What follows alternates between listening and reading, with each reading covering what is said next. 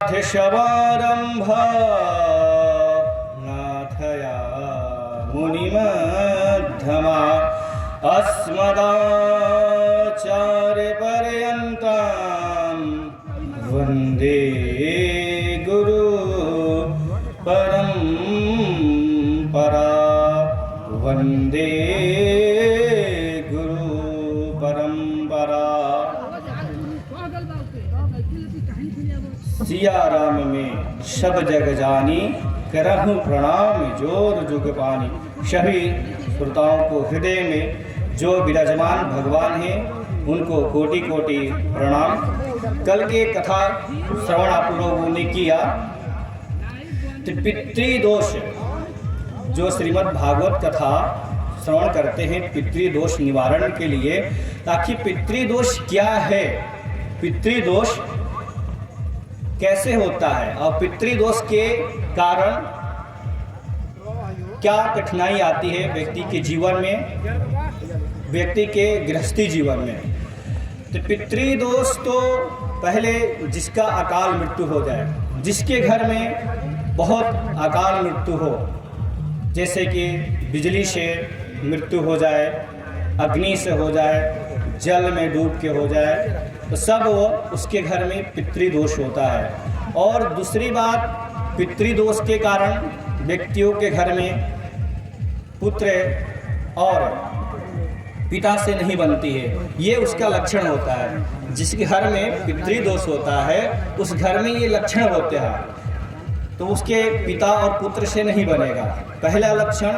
दूसरा लक्षण, वो व्यक्ति, उस घर के जो भी व्यक्ति हैं, जो भी सदस्य होंगे, अगर कितना भी मेहनत करेंगे ना, वो मेहनत का फल उसे नहीं प्राप्त हो पाएगा। यानी संघर्ष करेंगे, मेहनत बहुत करेंगे, लेकिन उनको उतना उसका फल नहीं प्राप्त हो पाएगा।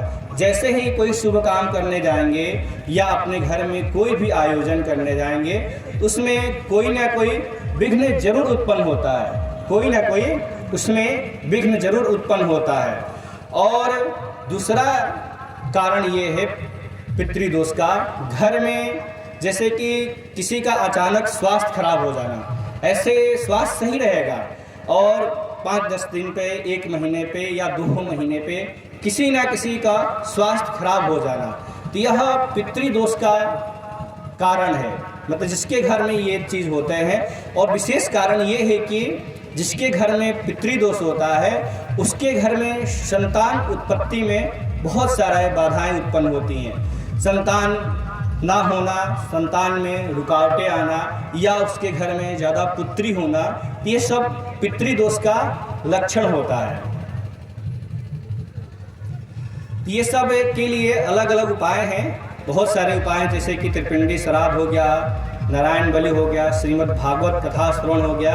ये सब श्रवण करने से, ये सब कराने से पितृदोष का प्रभाव कम हो जाता है। क्योंकि घर का गृहस्थी जीवन में मेन प्रधान उसके पितृ ही होते हैं। जब पितृ चाहते हैं तभी घर गृहस्थ के लोग ही आगे बढ़ते हैं। इसीलिए पितरों के लिए दान पुण्य या पितृपक्ष में जल देना चाहिए। जैसे कि बहुत लोग बोलते हैं मैंने गाया पितृ बैठा के आ गया, मेरे को जल नहीं देना। नहीं, ऐसे नहीं। जो गया में भी पितृ को बैठा दिए हैं उस व्यक्ति को भी 15 दिन जल देना ही चाहिए। बहुत लोग बोलते हैं हम विवाह कर लिए हैं, विवाह के बाद भी नहीं देना चाहिए। ऐसा नहीं, विवाह के बाद भी अगर पितृपक्ष आ गया उसमें भी जल देना चाहिए। और जल सब दे सकते हैं। बहुत लोग प्रश्न करते हैं पंडित जी मेरे पिताजी हैं, मेरी माताजी हैं, क्या मैं जल दे सकता हूँ? हाँ, जिसके भी पिता माता हैं वो सब जल दे सकते हैं, क्योंकि पितृ सबके हो गए। क्या आपके बाबा, आपके पूर्वज नहीं हुए?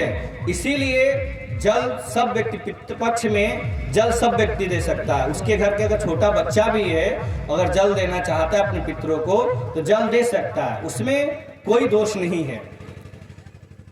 और पितृ, जिसके घर में पितृदोष होता है, उसको, उस व्यक्ति को हर एक अमावस्या के दिन पीपल के वृक्ष के नीचे सरसों तेल का दीपक जलाना चाहिए और वहाँ सफ़ेद तिल चढ़ाना चाहिए। ये करने से उसका पितृदोष जो होता है वह कट जाता है। और पितृदोष का ये लक्षण होता है। समुद्र मंथन जब हुआ था, भगवान ने जब समुद्र मंथन किया था, तो मंथन क्यों किया गया था? भगवान ने ऐसा विचार क्यों बनाया? विष्णु भगवान ने समुद्र मंथन का विचार क्यों बनाया? क्योंकि उस समुद्र में बहुत प्रकार की प्रकृतियाँ उत्पन्न हो गई थी, मतलब अच्छा भी और बुरा भी प्रकृतियाँ उत्पन्न हो गई थी। इसीलिए समुद्र मंथन किया गया, क्योंकि उसमें के जो ऊर्जाएं हैं, जो अच्छा ऊर्जाएं हैं, जो बुरी ऊर्जाएं हैं, उस तत्व को अलग अलग कर दिया जाए, जिससे उसका शुद्धि हो जाए, जिससे उसका शुद्धि हो जाए। जैसे कि हम लोग अपने शरीर को शुद्धि करने के लिए, यानी शुद्ध करने के लिए पंचगव्य का पान करते हैं। जिस पंचगव्य का हम लोग पान करते हैं तो हमारे अंदर आत्माओं को शुद्धि होती है। ऐसे बाहर शुद्धि के लिए तो मंत्र बोलते हैं, ओम अपवित्र पवित्रो वा सर्वावस्थां गतोऽपि वा, मतलब अंदर बाहर से। लेकिन जब हम पंचगव्य पान करते हैं तो उससे हमारे अंदर आत्माएं जो होती है वो शुद्ध हो जाती है। इसीलिए समुद्र मंथन में जो भी अच्छाई चीज़ थी, बुराई चीज़, उसको अलग करने के लिए भगवान ने समुद्र मंथन को कराया। और वह करने के बाद उसमें जो भी अच्छा था, अच्छा तत्व निकल गया, जो उसकी बुराई तत्व थी, बुरा तत्व निकल। इसीलिए व्यक्तियों को अपने अंदर खुद देखना चाहिए कि हमारे अंदर अच्छाई क्या है, बुराई क्या है। उसको देखकर उसका खुद ही निवारण करना चाहिए। जो व्यक्ति ऐसा करता है वह अपने जीवन में ही आगे बढ़ता है। और सबसे महत्वपूर्ण बात यह है कि अगर हम कहीं कथा में जाते हैं, कहीं यज्ञ में जाते हैं, या किसी जगह जाते हैं जहाँ कथा हो रहा है, तो वहाँ कथा से हमको प्रसाद लेकर ही वापस आना चाहिए। प्रसाद को त्याग नहीं करना चाहिए। आप लोग के गांव में, घर में सत्यनारायण भगवान की कथा बहुत सारे होती है। उसमें जो राजा थे, राजा ने भी, उनको बहुत अहंकार हो गया था, तो मैं राजा हूँ, मैं प्रसाद को ग्रहण नहीं करूँगा, ऐसे उनके मन में हो गया था। जब गोपगण कथा कह रहे थे वन में, उस समय कथा के बाद राजा के शिकार करने गए थे, शिकार करके थक गए थे, पेड़ के नीचे बैठे हुए थे। तो गोपगणों को लगा मैं कथा कह रहा हूँ, कथा करने के बाद प्रसाद सबको वितरण करना चाहिए।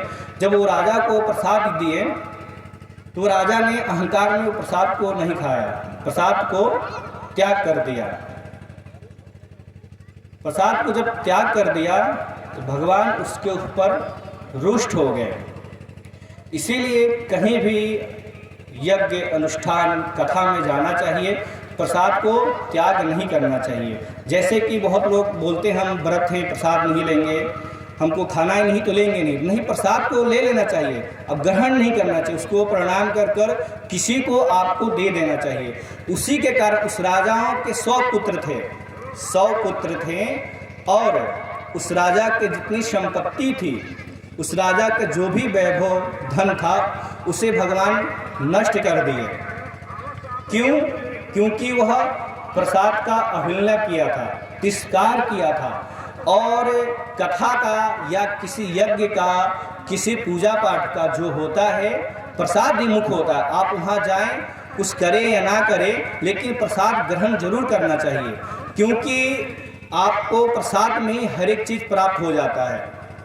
भगवान की जो भी कृपा है, अनुग्रह है, वह प्रसाद में ही होता है। जब प्रसाद आप पा लेंगे तो भगवान की कृपा आपके ऊपर जरूर बनेगी। इसके कारण जब वो प्रसाद को त्यागा तो उसके 100 पुत्र थे, 100 पुत्र भी नष्ट हो गए। क्यों? क्योंकि वह प्रसाद को त्यागा और उसने कोई पाप नहीं किया था, सिर्फ प्रसाद को अवहेलना किया था। अवहेलना करने से ही उसके 100 पुत्रों को मृत्यु को प्राप्त हुए। उसकी जो भी धन संपत्ति थी उसे भी भगवान ने नष्ट कर दिया। माने भगवान विष्णु सत्यनारायण देव उसके ऊपर रुष्ट हो गए। तब उसको समझ में आया तो मेरे साथ यह अचानक घटना क्यों घटा, आखिर इसका कारण क्या है, रीजन क्या है। आखिर अभी तो सब अच्छा था, इसमें कोई कमी नहीं थी, मेरा धन भी था, संपत्ति भी था, वैभव भी था, पुत्र भी थे, लेकिन अचानक ये सब घटित हो गया। किसी के भी साथ घटित होगा तो वह आश्चर्यचकित हो जाएगा, मेरे साथ ये क्या होने लगा। जब यह अचानक घटित हुआ तो वो बहुत चिंतित हो गया राजा। रात में बैठकर विचार करने लगा, आखिर हमने किया क्या है, हमसे गलती क्या हुआ है। उसके मन में आया तो वही है, तब हम जंगल में थे तो हमने प्रसाद का त्याग कर दिया था। उसके मन में आया वो बात। फिर सुबह होते हुए वह राजा फिर उसी जंगल में गया, वहाँ गोपगढ़, फिर वहाँ भगवान की कथा श्रवण कर रहे थे। कथा श्रवण के बाद उसने प्रसाद पाया। प्रसाद पाने के बाद उस राजा का जो भी संपत्ति वैभव नष्ट हो गया था, पुत्र नष्ट हो गए थे, भगवान उसको प्रदान दिए, उसको तुरंत वापस किए। इसीलिए कहीं भी जाना चाहिए प्रसाद को तिरस्कार नहीं करना चाहिए, प्रसाद को ग्रहण करके ही अपने घर या कहीं भी आपको जाना चाहिए। उसके बाद इसी माता स्तनभन कथा में एक वणिक था बनिया, तो वो भगवान का बहुत भक्त था, बहुत बड़ा भक्त था।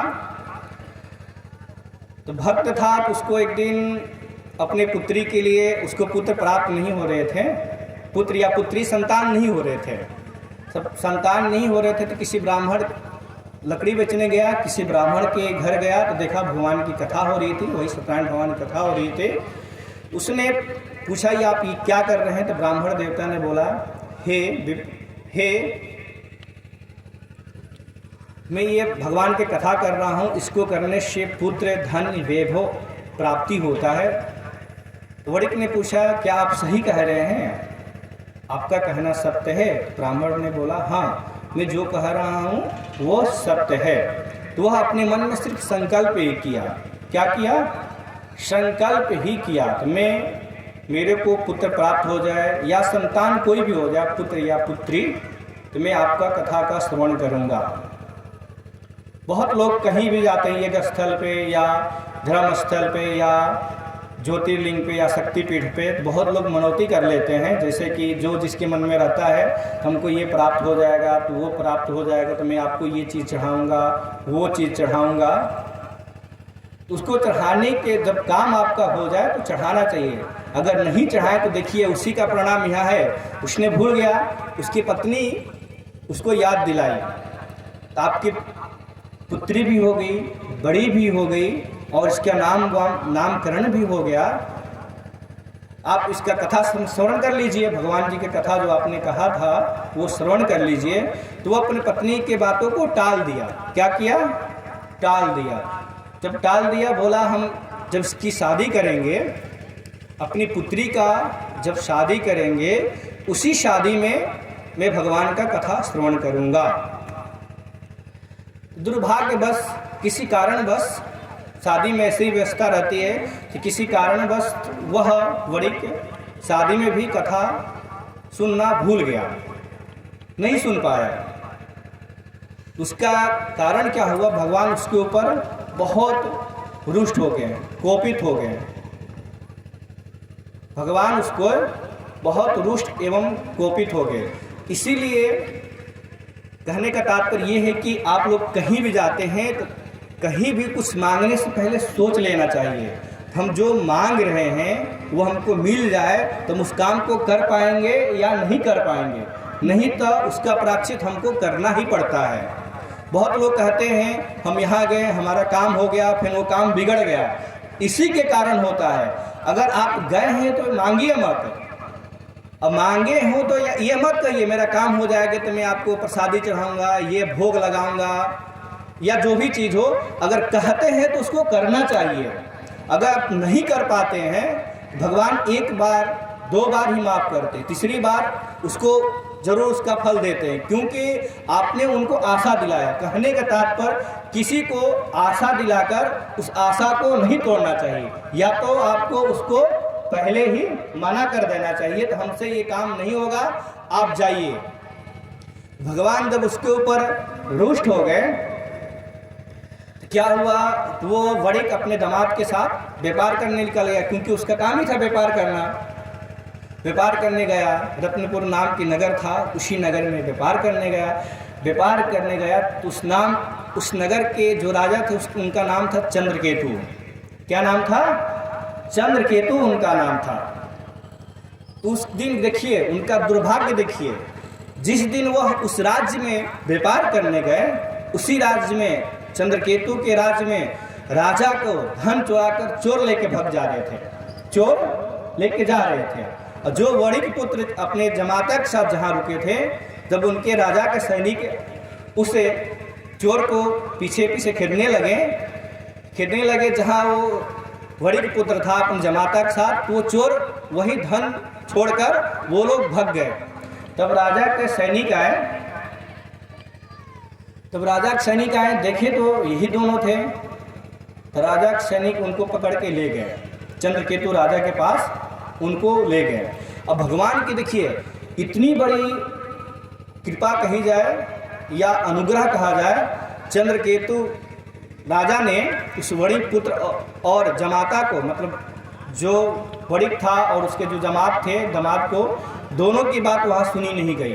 वह दोनों की बात कोई नहीं माना। जैसे कि कहीं आप बयान देने जाते हैं, पूछा जाता है ना आपने क्या किया क्या नहीं, वहाँ पूछा भी नहीं गया, कोई उनका बात नहीं सुना और उनको कारागार में डाल दिया गया। क्यों डाला गया? क्योंकि वह सिर्फ संकल्प ही किए थे। मतलब भगवान में इतनी शक्ति है, अगर आप श्रद्धा से कहेंगे, श्रद्धा से मानेंगे हमको भगवान ये चीज़ चाहिए, तो वो काम आपका पूरा ही होगा। जिसे कहा जाए शिव संकल्पमस्तु, अगर आप अपने मन में संकल्प कर लिया है ये काम करना है भगवान को लेकर, तो वो काम आपका पूरा होगा, निश्चित, उसमें कोई संशय नहीं है। अगर आप जहां संशय करेंगे वहां आपका काम नहीं होगा, मैना रानी वाला हाल हो जाएगा। मैना रानी ने, जो मैना रानी थी, कन्यादान तो दी, लेकिन उस कन्यादान का फल उनको नहीं मिला। क्यों नहीं मिला? क्योंकि उन मन में शंका था, मैं अपने पुत्री को एक बौराहा लड़के से विवाह कर रहा हूँ, पानी ग्रहण कर रहा हूँ, इसीलिए उनका वो फल प्राप्त नहीं हुआ। इसीलिए कोई भी जो काम करना चाहिए, कोई भी आप काम करते हैं उसमें आपको शंका नहीं करना चाहिए। या तो उस काम से पहले ही उसका आप निर्णय ले लें, हम जो करने जा रहे हैं क्या ये मेरे लिए सत्य है, सही है। करने के बाद आप शंका करते हैं तो ना इधर के हो जाएंगे ना उधर के रहेंगे, बीच का आप रहेंगे, आपको कुछ भी नहीं प्राप्त हो पाएगा। इसीलिए कोई काम में आपको शंका नहीं करना चाहिए। तब उसको बंदी बना लिए। उसके बाद जब उस राजा का जो भी संपत्ति था सब चोर चुरा के लेके भाग गए, उसकी ये हाल होगी वणिक पुत्र की, और उसके घर का ये हाल हो गया। उसकी पुत्री और उसकी लड़की भूखे प्यासे भटकने लगी, जो कि अच्छा खासा व्यापारी, अच्छा खासा सेठ है, उसके घर में कोई चीज़ का कमी नहीं था। लेकिन भगवान की ऐसी कृपा हुई, क्योंकि वो भगवान को कहकर भगवान का काम नहीं किया, भगवान उसके ऊपर रुष्ट हो गए। और भगवान किसके ऊपर रुष्ट होते हैं? भक्तों के ही ऊपर रुष्ट होते हैं। बहुत लोग कहते हैं आज के डेट में, देखो पापी है, उसका तो बहुत बढ़ रहा है, बहुत आगे बढ़ रहा है, भगवान उसको कुछ नहीं कर रहे हैं, हम पुण्य कर रहे हैं और आप पुण्य कर रहे हैं, तो हमारे घर में दुखी ही दुख आया हुआ है। बहुत लोग बोलते हैं। क्या हुआ? उसके घर की जो भी धन संपत्ति था, वैभव था, सब चोर चुरा के ले। उसी घर की ऐसी स्थिति थी कि खाने के दाना नहीं थे उसके घर में। उसकी बेटी, उनकी पत्नी भोजन के लिए इधर उधर भटकने लगी, भोजन के लिए इधर उधर भटकने लगी। कभी भोजन मिलता था, कभी भोजन नहीं मिलता था, ये स्थिति हो गई। तो एक दिन उसकी जो लड़की थी घूमते घूमते भिक्षा के लिए, भोजन के लिए निकल पड़ी थी, तो किसी ब्राह्मण के घर में गई। तो वहाँ देखी भगवान सत्यनारायण भगवान का कथा हो रहा था। तो वह कथा वहाँ श्रवण करने के बाद प्रसाद को पाया, प्रसाद को लेकर ग्रहण किया, ग्रहण करके फिर घर आया। तो घर आने में थोड़ा सा विलम्ब हो गया। विलम्ब हो जाता है तो कोई भी माता पिता अपने पुत्र से या पुत्री से पूछते हैं, आप इतने रात में कहाँ थे, क्या कर रहे थे? उनकी माता ने अपनी लड़की से पूछा, हे पुत्री, इतने रात में आप कहाँ रुकी थी, क्या रीज़न था रुकने का? पुत्री ने बताने लगा। तो पुत्री ने बताया कि हम एक ब्राह्मण के घर में गए थे, जहाँ की श्री सत्यनारायण भगवान की कथा हो रहा था। उस कथा को सुने हैं, ब्रह्मण देवता बताए हैं, उस कथा को श्रवण करने से सब दुख मिट जाते हैं, व्यक्ति दरिद्रता से मुक्त हो जाता है। उस समय भी वह पुत्री और माता उस समय भी क्या की, उस समय भी कथा नहीं की, सिर्फ कथा का उस समय अपने मन में संकल्प ही की, सिर्फ कथा का मन में संकल्प ही की। उसके प्रभाव से क्या हुआ, जो उसके पिताश्री और उसके पतिश्री जो राजा के बंदी कारागार में जो बांधे हुए थे वो छूटे। उसी दिन चंद्रकेतु राजा को रात में भगवान ने क्या खुद सपन देखा है। यानी कहने का तात्पर्य भगवान इतने दयालु होते हैं, भगवान किसी को अपराध को नहीं देखते। अगर आपने अपराध किया है या अपराध हमसे हो गया है तो हम भगवान के शरणागत में जाएंगे तो भगवान उस अपराध को क्षमा कर देते हैं। भगवान क्या करते हैं, उस अपराध को क्षमा कर देते हैं। जैसे कि संकल्प करने के बाद उसके भगवान ने राजा को सपन दिखाया, सपन दिखा के कहने लगा, अगर आप इन दोनों को नहीं छोड़ेंगे तो आपके पुत्र सहित, आपके धन सहित सबको मैं नष्ट कर दूंगा। राजा घबराए, सुबह उठकर अपनी सभाएं बैठाई, सभा बैठाकर अपना जो सपन देखा उस सपन के बारे में बताया, ऐसा ऐसा बात है, ऐसे हमने देखा है, कोई आकर सपन में बोल रहा था, हम अपना अगर आप उस दोनों बंदियों को नहीं छोड़ेंगे तो आपका पुत्र सहित, आपके राज सहित आपको हर एक चीज को मैं नष्ट कर दूंगा। जी, नष्ट कर दूंगा। फिर उसके बाद वह दोनों राजाओं को छोड़ा, दोनों जो बंदी कारागार थे वही उनको छोड़ दिए। मैं अपने कथा को यही विराम देता हूँ। सभी को जय श्री राम। आते कथा से लास्ट में भगवान का नाम संकीर्तन कर ले। ओम श्रीमन नारायण नारायण नारायण श्रीमन नारायण नारायण नारायण श्रीमन नारायण नारायण नारायण श्रीमन नारायण नारायण नारायण। बोल श्री रामचंद्र भगवान की, हनुमान जी महाराज के, अपने अपने माता पिता के, अपने अपने गुरुदेव भगवान की, यज्ञकर्ता की, गाँव समाज की। जय जय श्री सीताराम, जय जय श्री राधे।